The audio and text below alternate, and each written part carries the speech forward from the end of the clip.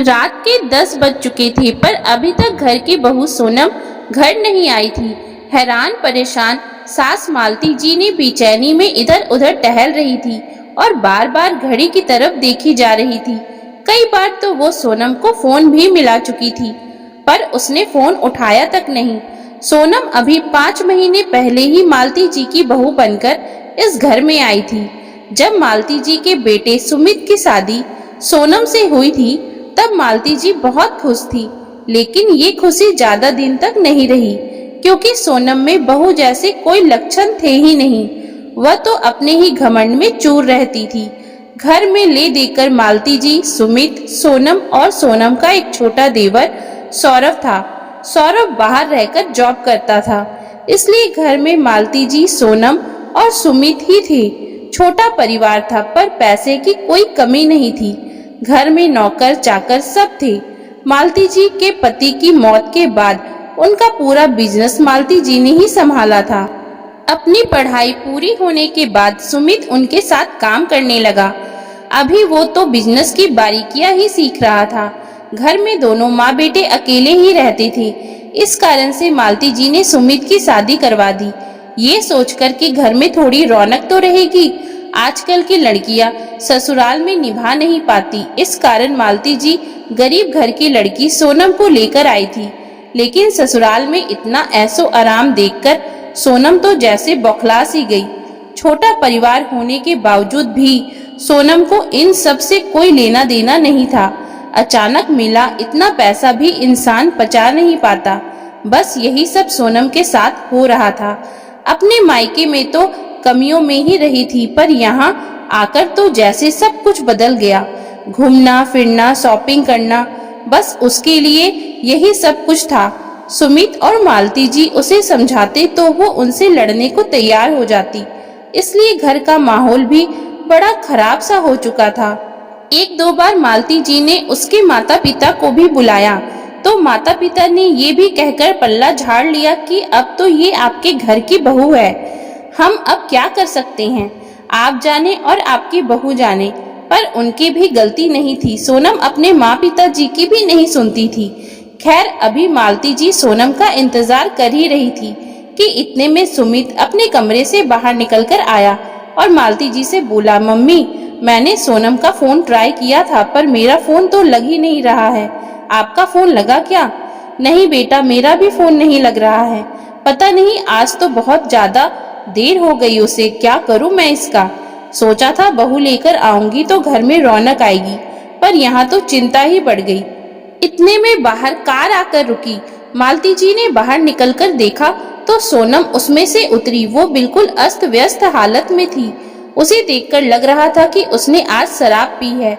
ये देखकर मालती जी को बहुत गुस्सा आया, पर पहले सुमित की मदद से अपनी लड़खड़ाती बहू को संभालती हुई वह घर में लेकर आई। अंदर लाके उसे जैसे तैसे सोफे पर बैठाया। वह तो सोफे पर बैठने की हालत में भी नहीं थी, इसलिए बैठी बैठी ही सोफे पर लुढ़क गई। पीछे पीछे कार का ड्राइवर भी उतरकर आया। उसके हाथ में सोनम का बैग था। उसे सुमित को देते हुए बोला, सर ये मैम का बैग है।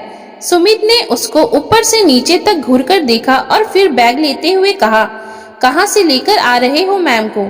जी सर, शहर के बाहर जो नया पब बन रहा है वहीं से, ड्राइवर ने जवाब दिया। तो सुमित ने फिर पूछा, किसने बुक किया था? उनकी हालत तो लग नहीं रही कि ये कैब बुक कर सके।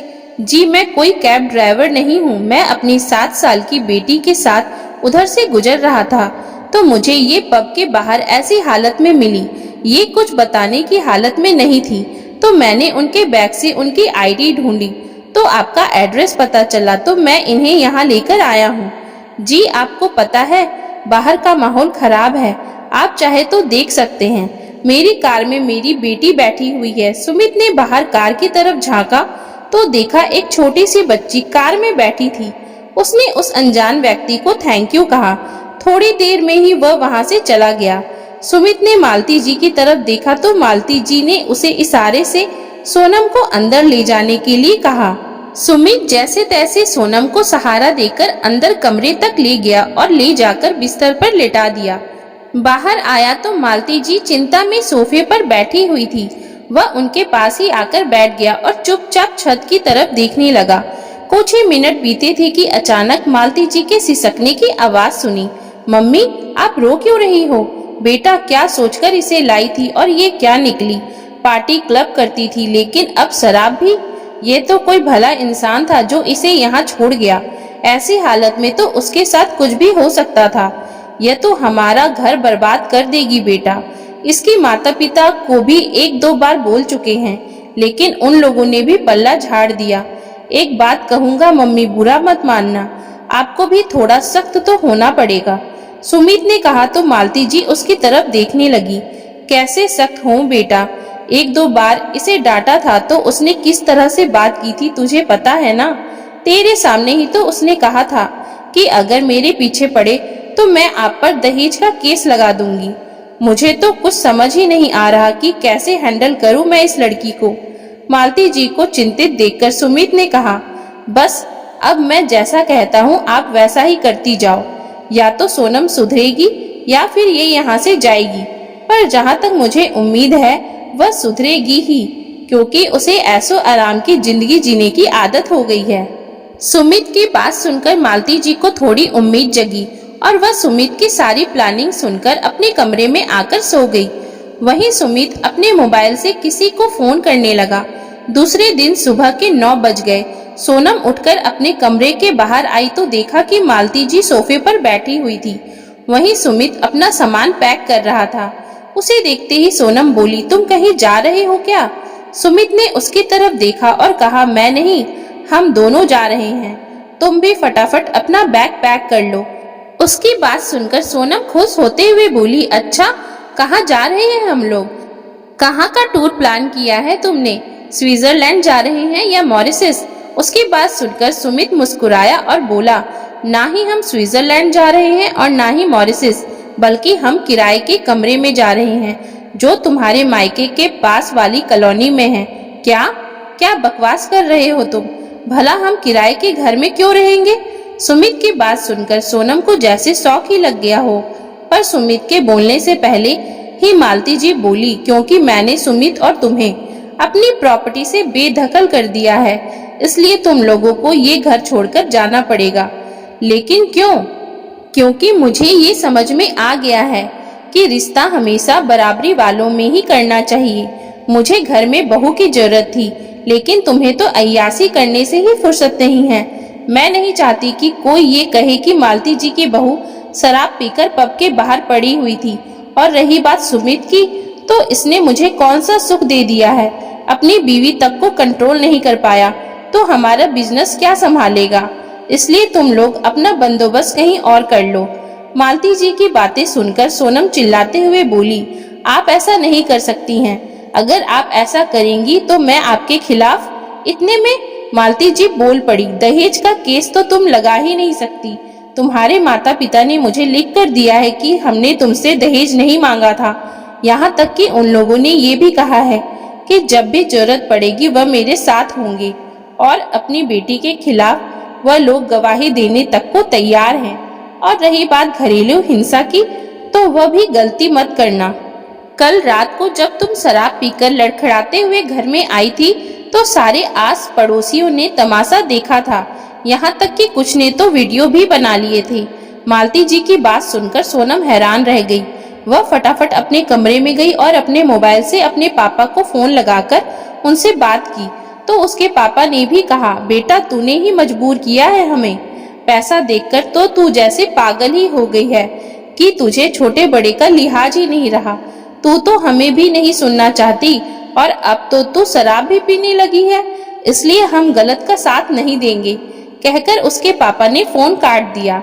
सोनम को कुछ समझ नहीं आ रहा था। उसने अपने सारे दोस्तों को फोन लगा दिया, लेकिन जैसे ही उन लोगों को पता चला कि मालती जी ने सोनम और उसके पति को प्रॉपर्टी से बेदखल कर दिया है, तो हमेशा मक्खी की तरह उसके आसपास भिन भिनाने वाले उसके सारे दोस्त उससे कन्नी काटकर दूर हो गए।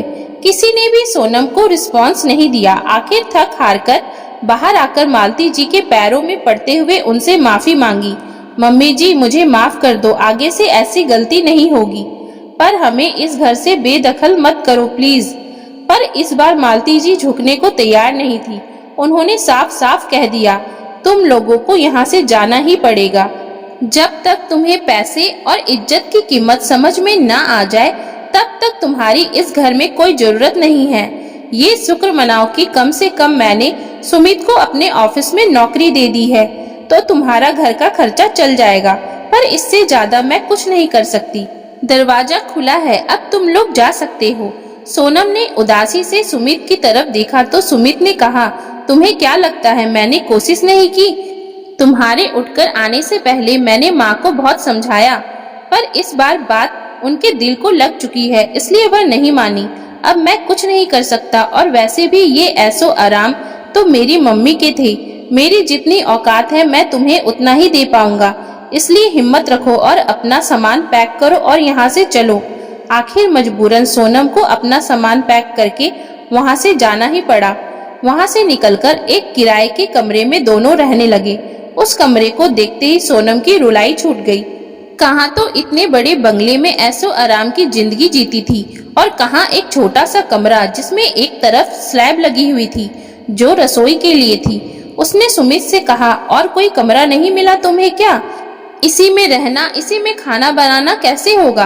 तो सुमित ने उदास चेहरे से उसकी तरफ देखा और कहा, अब मैं क्या कर सकता हूँ सोनम, मेरे पास इतने पैसे नहीं हैं और मम्मी ने अपने ऑफिस में मुझे नौकरी सिर्फ 17,000 की दी है। अरे तुम तो 5 महीना से ऐसो आराम में रही हो, मैं तो इतने सालों से रह रहा था। सोचो मुझे कितनी तकलीफ हो रही होगी। अगर तुम शुरुआत में ही समझ जाती तो हमें आज ये दिन नहीं देखना पड़ता। अब सोनम बिल्कुल चुप हो गई। कहने से तो कुछ होने वाला नहीं था, गृहस्थी तो शुरू करनी ही थी, क्योंकि और कोई दूसरा रास्ता भी नहीं बचा था। इन 5 महीनों में सोनम की तो काम करने की आदत तो छूट ही गई थी, क्योंकि घर में नौकर चाकर जो थे, इसलिए उसे बहुत परेशानी हो रही थी। खुद ही उठकर झाड़ू पोछा करना, खाना बनाना, कपड़े हाथों से धोना, बिना एसी के सोना। धीरे धीरे सब कुछ सेट होने लगा था, लेकिन अब पैसों की कीमत पता चलने लगी थी। शॉपिंग में पैसा उड़ाने वाली सोनम अब आलू प्याज का भी मोल भाव करने लगी थी। सुमित की भी फिक्र करने लगी थी। धीरे धीरे उसे घर गृहस्थी में सुकून मिलने लगा था।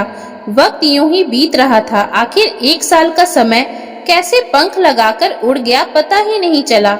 सुनने में आया कि सौरभ का रिश्ता पक्का हो गया है, लेकिन मालती जी उसे बुलाएंगी, इसकी उसको बिल्कुल भी उम्मीद नहीं थी। एक दिन दोपहर को उसके दरवाजे पर दस्तक हुई। उसने जाकर दरवाजा खोला तो सामने मालती जी खड़ी थी। उन्हें देखकर एक पल के लिए तो सोनम हैरान रह गई, पर शिष्टाचारकवश उसने पैर छूकर उन्हें आदर सहित घर में लेकर आई। मालती जी ने एक नजर पूरे कमरे में मारी।